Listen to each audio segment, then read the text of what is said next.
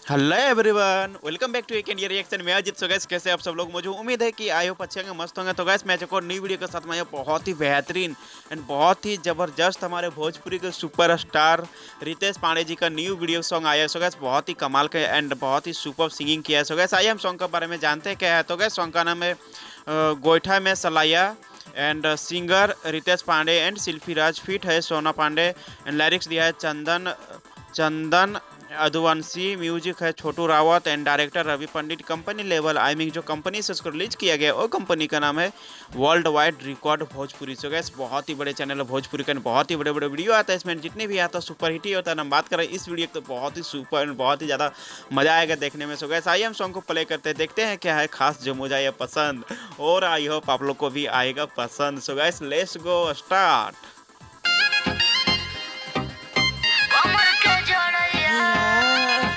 अच्छा, कमर का जड़ैया। सो गाइस, बहुत ही ज़्यादा बेहतरीन एंड बहुत ही ज़्यादा मज़ा आने वाला। प्लीज़ आप लोग अंत तक देखिएगा।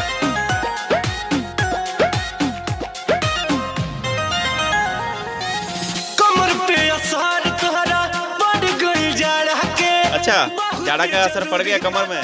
So beautiful.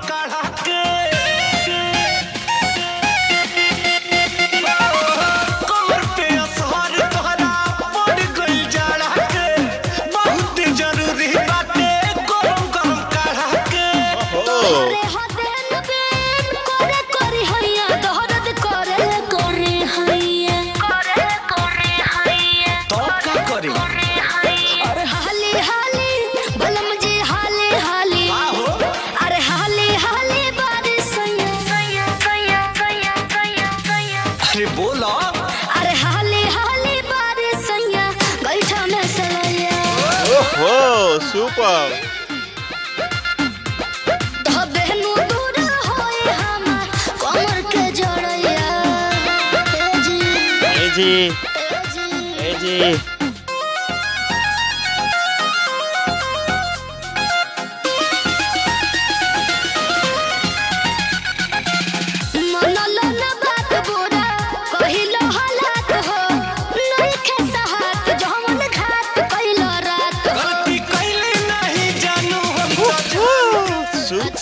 के पहले नहीं मनवा के उफान के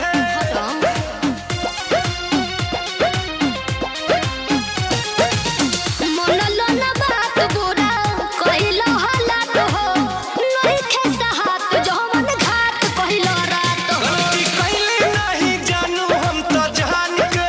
एंड सोना सिंह बहुत ही सुपर लग रही है। मनवा के उफान के सुर में दुआ के तुर बेल चर पैया हो ना दो के भैया। दो के भैया, ओह क्या बात है, सुपर। हाली हाली बलम जी हाली हाली, तो हाली हाली बारिश सैया। अरे तनी सबर करो। सबर करो। तो हाली हाली बारिश सैया गईठा में सलैया। धरते नहीं के करते नहीं के। तो बहनू दूर होई हमार कमर के जड़ैया।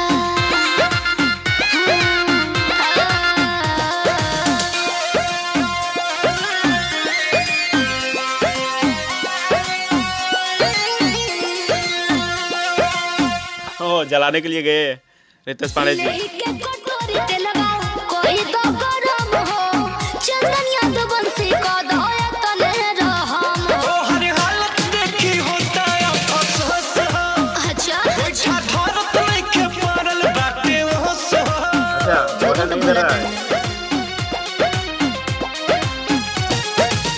लेके कटोरी तेलवा कोई तो गरम हो, चंदनिया तो बंसी को धोए तले रहम हो।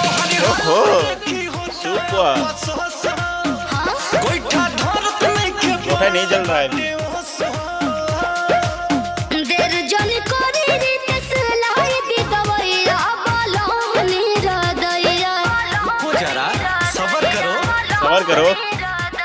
तो हाली हाली अरे हाली हाली, तो हाली हाली बारिश सैया। किरासन डाल दिखा। किरासन डाल देगा हाली हाली एकदम। बारिश सैया गईठा में सलैया। सुपर डांसिंग कर रही है सोना पांडे। होई हमर कमर के जड़ैया गइल है देखो अब बैठ करिया से कहो ना बतानी हो लवली। अरे हाली हाली बारिश Subscribe. बैठा में म्यूजिक वर्ल्ड वाइड रिकॉर्ड।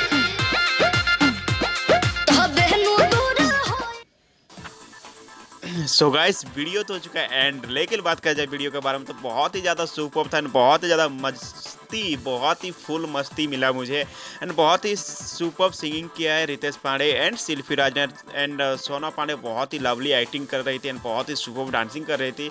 और सोना सिंह बोल रही थी रितेश पांडे जी को कि कमर में जो सो कि दर्द आ गया है तो गोठा जलाइए और तेल जो सो गरम करके मालिश कर दी। तो रितेश पांडे जी बोल रहे हैं शायद गोठा जल नहीं रहेगा, किरासन तेल डाल दो क्या। सो गैस बहुत ही सुपर था एंड बहुत ही लवली एंड रितेश पांडे जी बोल रहे हैं कि ठंडा में तुम्हारा कमर में जैसा कि ठंडा लग चुका है। सो गैस बहुत ही फनी था एंड बहुत ही ज़्यादा मज़ा आया एंड दोनों ने बहुत ही बेहतरीन डांसिंग कर रहे थे। एंड लाइट का बात की बहुत ही सुपर लाइटिंग डेकोरेट बहुत ही बेहतरीन हुआ था बैकग्राउंड का। सो गैस एंड म्यूजिक बहुत ही सुपर म्यूजिक दिया था छोटू रावत ने। सो गैस मुझे बहुत ही ज़्यादा मज़ा आया। आप लोग को कैसा लगा मुझे कमेंट बॉक्स में जरूर बताएं। वीडियो अच्छी लगी होगी तो प्लीज़ वीडियो को लाइक कमेंट शेयर जरूर करना। मेरा रिएक्शन कैसा लगा गाइस, मेरा रिएक्शन यदि अच्छा लगा तो प्लीज़ आप लोग से रिक्वेस्ट है मेरे चैनल को सब्सक्राइब एंड बेल आइकन घंटी को प्रेस कर दे, ताकि इससे क्या होगा नेक्स्ट जितने भी वीडियो आएगा सबसे पहले आप लोग तो नोटिफिकेशन जाएगा और उसे आप लोग देख सकोगे। सो गाइस टाटा बाबा, मिलते हैं नेक्स्ट वीडियो के साथ कुछ नए अंदाज में, तब तक के लिए धन्यवाद एंड नमस्कार।